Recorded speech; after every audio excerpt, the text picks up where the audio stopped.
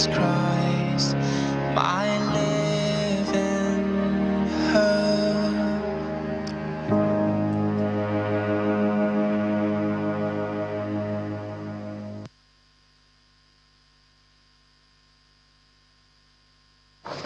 Well, we're talking about bodies and memories. Before that, we're talking about bodies and memories at Easter.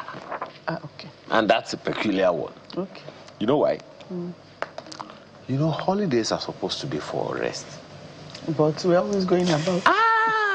The roads are busy. Some people are actively active right now. Gosh.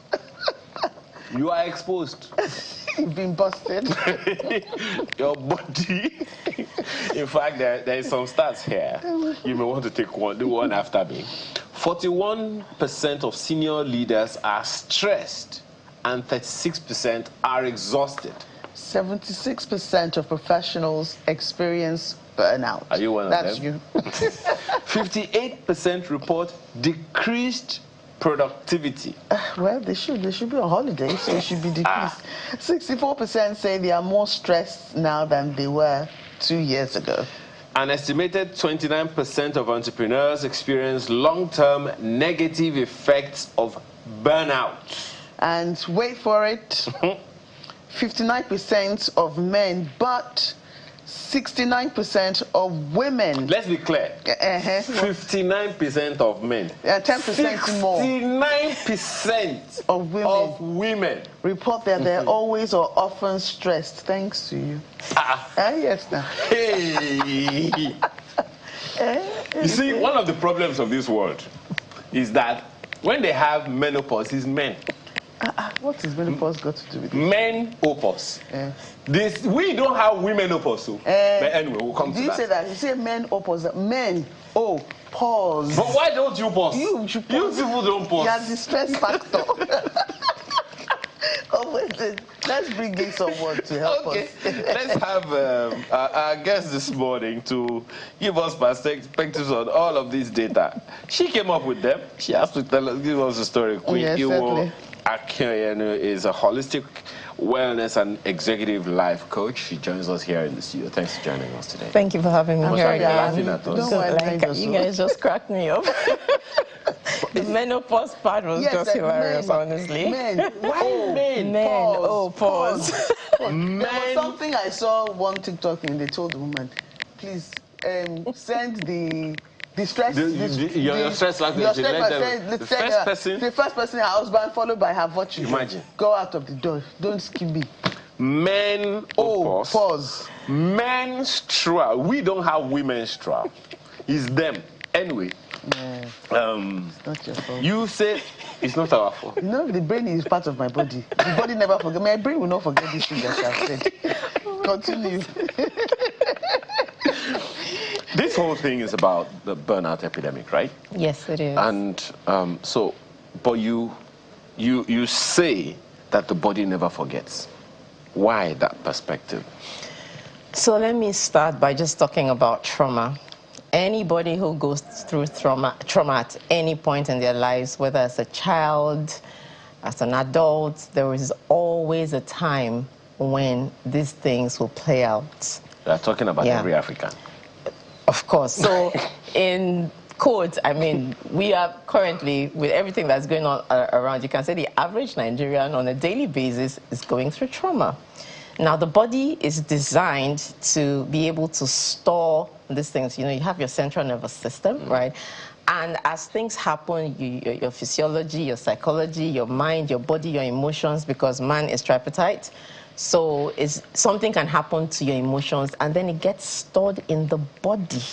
Wow. And then after a while, if that is not addressed, and that's why it has to be holistic, because if somebody goes through certain kinds of trauma growing up, and at the point where they're now trying to be healthy and have not dealt with those negative emotions, it will still lurk around somewhere, somehow. Which part of the body is it stored in? It's in your heart, it's in your tissues, it's just in there, and someday, somehow, it would definitely come out. Now, while I was doing naturopathy, one of the things we learned is that negative emotions release negative chemicals into the body, just like positive emotions do the same thing. You know, when we talk about endorphins, right? So when things happen consistently or continuously and not being checked, it just keeps storing up, storing up, storing up, just storing up. Just to be clear, so that there is no one who is at a loss for what we are talking about. Sometimes the illnesses we experience in our bodies eventually, the so-called diseases, the cancer and all those things, this is where they come from? Yes, there's a research that shows, I cannot remember the percentage, but way over 80% of, because the book Deadly Emotions, anybody can read it by Dr. Don Colbert, talked about how people died because of negative emotions. In class, when I was in naturopathy, there was a lady who came for, she came to be healed, but then as the doctor was, speaking with her, he realized that she had so much bitterness. Wow. And then it stemmed from, I don't want to drag men, but of course, the husband was the primary. And then he said to her, you need to forgive him. And she swore that she would not forgive, and she died with unforgiveness. So that's one part of emotions. Now there is the other part that is stress. We'll come to, let's stay with the emotion for a minute. Okay. Because it sounds somewhat that the emotions you feel and that you hold on so strongly to are actually deadly. They're killing you, really. How does it work? How does that happen?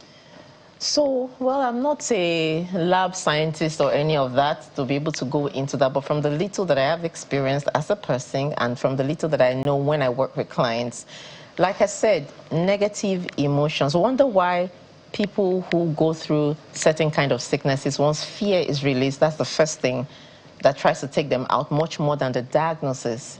And people who have the willpower to fight through any diagnosis are the ones who actually stay. It's emotions. It's releasing chemicals. I don't know what the chemicals are called. Maybe I would need to do some research on that. But once the negative chemicals are released and it continues, it just keeps depositing day after day. So when you're saying, oh, I'm not going to forgive that person, you're poisoning your body. You're the one putting poison. Like they say, unforgiveness is drinking poison and waiting for the other person to die. That's what it is. Negative emotions just keep feeding in. I have been through a season where I went through a very emotionally draining experience. And oh, I felt it in my body. I can tell you for a fact. I wasn't sleeping well. It was not something that I caused. It was something that happened, but I had to face the consequence, and it was so hard. So many times, you don't bring those experiences on yourself. Things happen, but you must guard your heart and your mind. You know, the Bible says, I'm a Christian, so the Bible says, out of it flows the issues of life. So, before we draw the curtain, you have a question on the emotion? Before we draw the curtain on the emotion, you have a question first of all. Yes, so, we have some, this burnout epidemic. No, we'll come to burnout too. You see the emotion here? Yeah, that emotion. Before just to be clear, okay, I also hear this said sometimes that, okay, is there a difference in emotion and feelings? Oh, they're about the same, basically, because what you feel, you emote what you feel. So your emotions and your feelings are intertwined. Your emotions and your feelings are intertwined. I hear this said from time to time and from various people as well, validating somebody's emotions. Oh, you're laughing. It must be funny. Someone says, you're not validating my emotions. Really? Yes, you're not acknowledging. This is how I feel. I think sometimes it's when two people... How you feel my problem? Yes. And you are not the specialist. So I think that it's two ways. Someone who is emotionally intelligent or mature is able to help people, when you're assertive, that you know how to communicate. Because people who are emotionally drained and exhausted carry negative emotions to other people, right? Okay. So it's two ways. One, being able to learn how to be assertive, but at the same time, learning how to guard your heart and your mind, because you will meet all kinds of people. So I cannot wait for you to validate my emotions. Then that's just a recipe for emotional roller coaster disaster every single day, especially in the society where we live in, where people can tell you whatever they want to tell you, how they want to tell you, in what manner they choose to tell you. So at that point in time, you must make up your mind to say, look, these are the guardrails I set around my heart and my mind. And then you must constantly guard your heart and your mind so that you're not always exposed, you know, to those kind of, you know, negative yeah, but no, so vibes. it's good that you're the one saying that, and because you're an expert at this, you've gone through a lot of things in your life that has helped you to build yourself up to that level.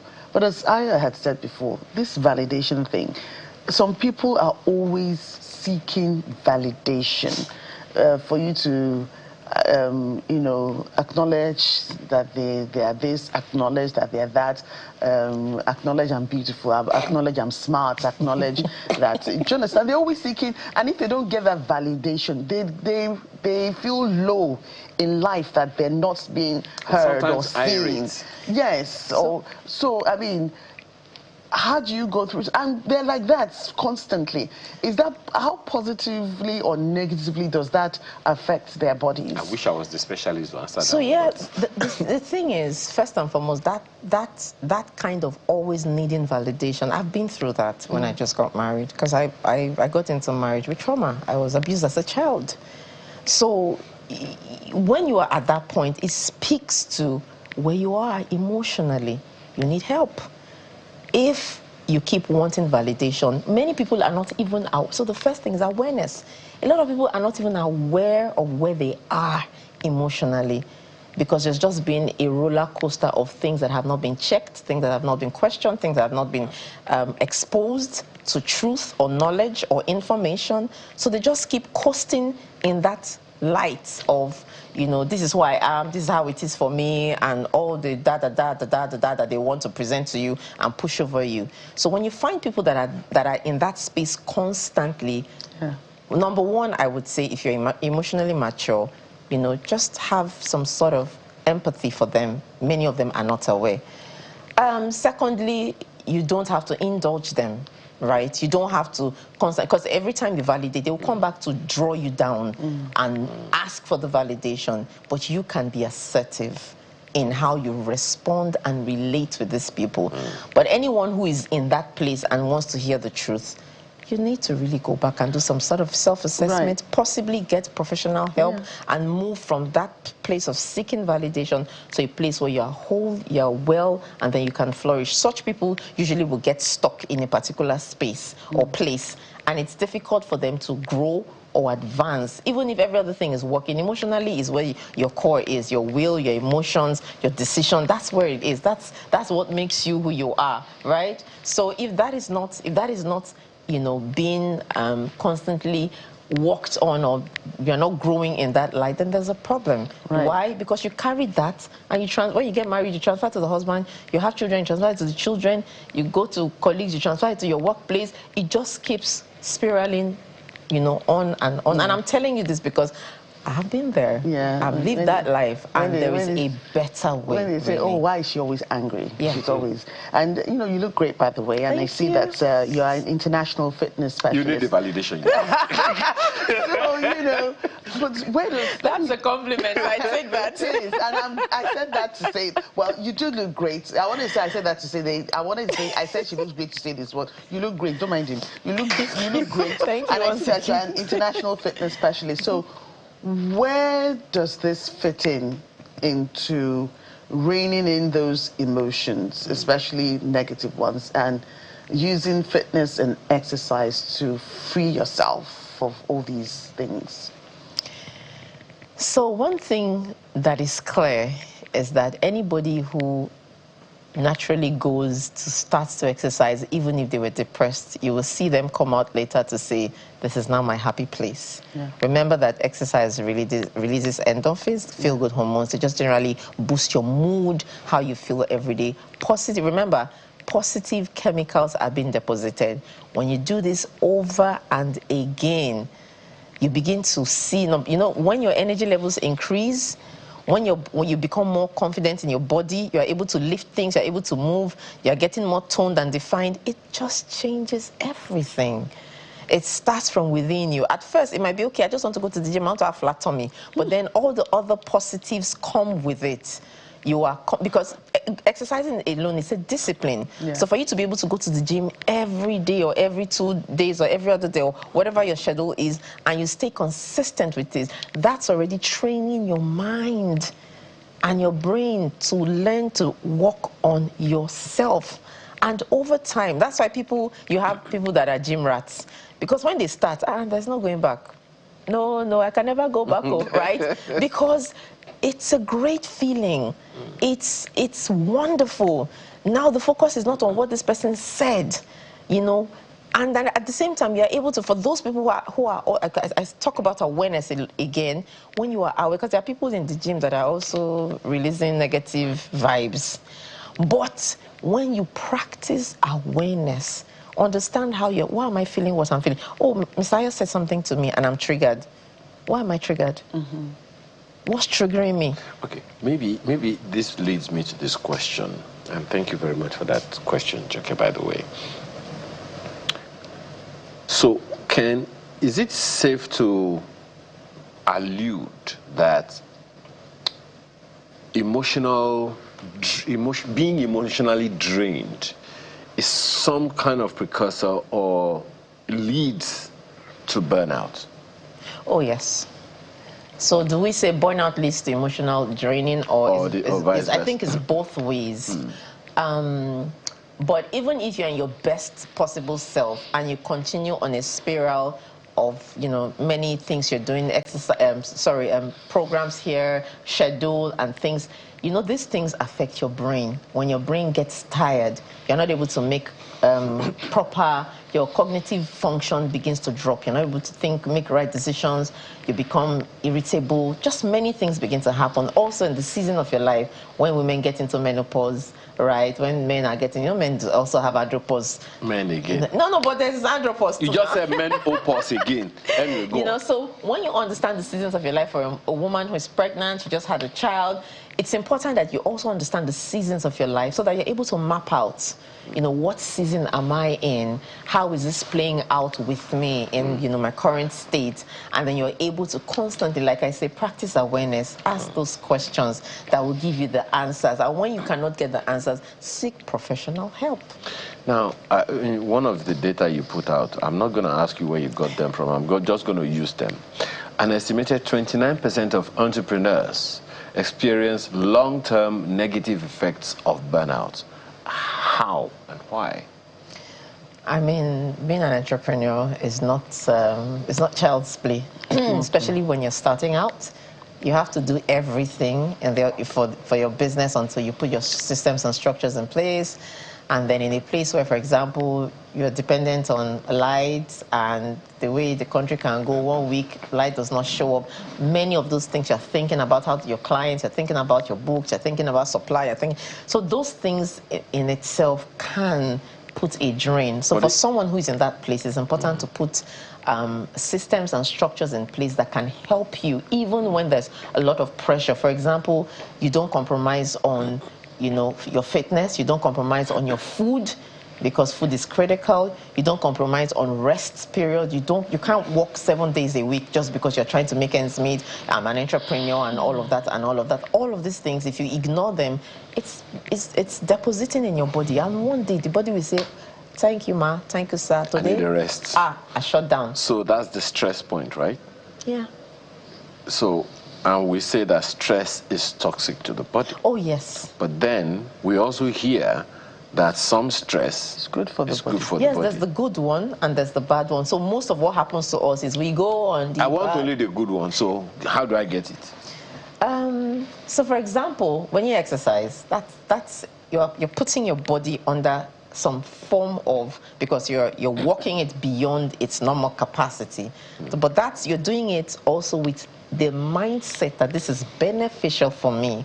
And so it's helping you, your mind, strengthening your mind and all. There are some situations that can also arise that, you know, oh, I didn't budget for this, I didn't plan for this, but it pushes you, anything that pushes you and challenges you out of your comfort zone, you know, and brings out the best in you. That's what we can say, okay, that's possible stress. But something that continues on a daily basis, wearing you out, draining you emotionally, leaving you exhausted, you are asking many questions, and you are just, you know, going through the motions, that's negative stress. Help me talk to somebody in one corporate organization right now.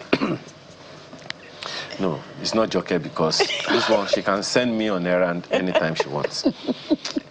There is somebody in an organization right now who is afraid of being replaced, and consequently does everything by himself or herself, and would not use the interns or other people around to help get stuff done, simply because if they teach other people to do what they do, they can be replaced, and then they will lose. Why are you smiling? It's not true. What I can say to the person is, while I understand, you know, the intention and the sincerity of your desires and what you want to achieve, it's also speaking to the place where you need to sit down and really have honest questions with yourself. Be honest. Why are you doing this? Is this stemming from a place where there's trauma you have experienced, and you're trying to, you know, do everything possible to, you know, be the one who's not going to be? Some people have gone to experience abuse, and so you're like, okay, no, I'm going to be here. I'm going to, you know. But when you find yourself in that place, if you can't get like an executive life coach, it will help you see what you cannot see. It will help you become more equipped. It will help you to rise above the limitations that you currently face, because the truth of the matter is, as a leader, you cannot grow that way. You're not going to grow. Your influence as a leader is not going to go far and wide, which is the essence why you are in that place already. So if you find that you're struggling with help, with allowing people, empowering people, then it speaks to where you are. And it's okay to not be okay, but it's not okay to stay where you're not okay. And that's why you can have those honest conversations with yourself. Do personal reflections. You can go on, you know, get some tools. There are free tools everywhere, and say, let me just do like a self-assessment. How am I faring? And when the truth comes, sometimes it can shake you up. It's an opportunity for you to grow and just become a better person. Yeah, accept but basically, the truth. But let me ask you this. This is the final one from me. I don't know about you, okay? Emotional guardrails. How do I build those emotional guardrails so that what someone does or says does not trigger me to say I want to punch somebody in the face? So it starts by understanding who you are. So for a while growing up, I'm somebody who words I get to, they talk about the 5 love languages, so words of affirmation just seem to, you know, and because of that, I'm quick to give it to, if I find somebody and I like you, you're beautiful, and that's just how it is for me. In that same vein, words can also damage me. Yeah. So now that I know that that's a tendency that I have, then I begin to, you know, condition myself to say, look, you know, so let me cast my husband a bit. So my husband is very thorough, right? So if he says this book is supposed to be arranged like this, you know, and this, so initially when we got married, I'm like, oh God, I beg.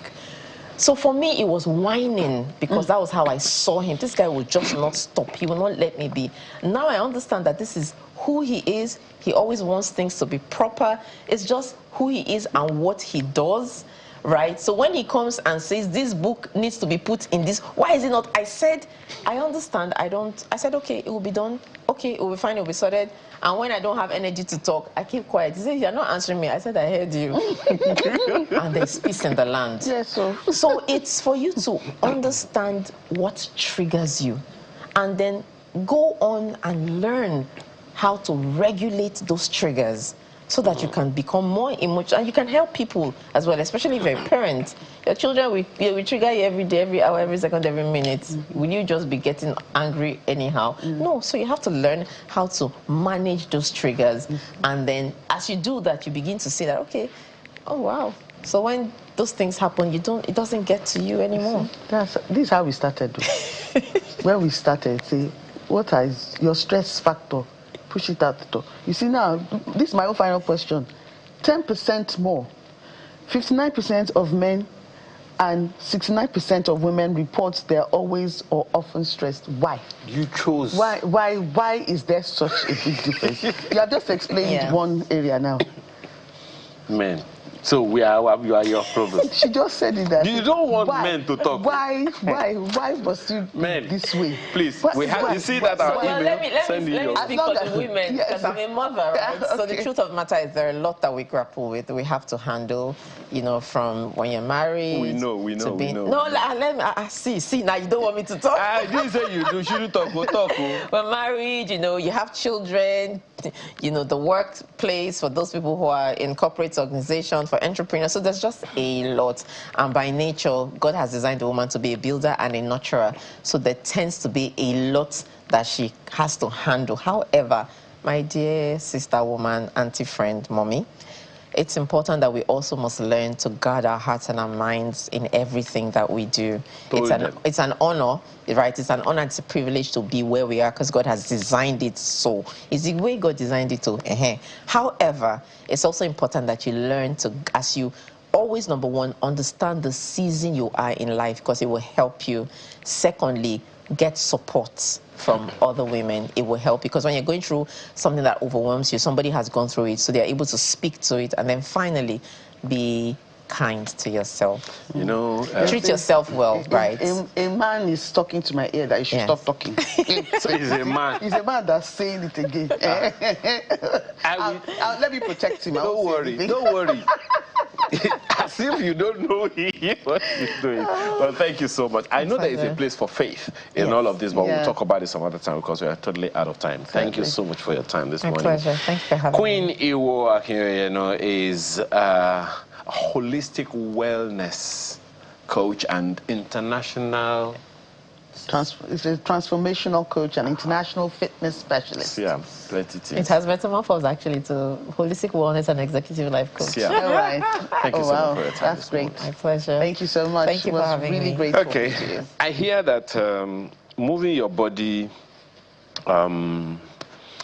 releases endorphins, you say? Yeah. Good chemicals. Yeah. So there's someone coming up next for our final stretch who does that for a living, gives you the opportunity to generate the endorphins yourself. Whether you now generate the chemical or not, that's on you. But let's see if that happens. Yes, and you're about to see the same old dance that he's been dancing. Oh, gosh. It doesn't change his style. Let's go. She casted her husband. You're casting me in public. Thank God you're not my husband. We'll be right back.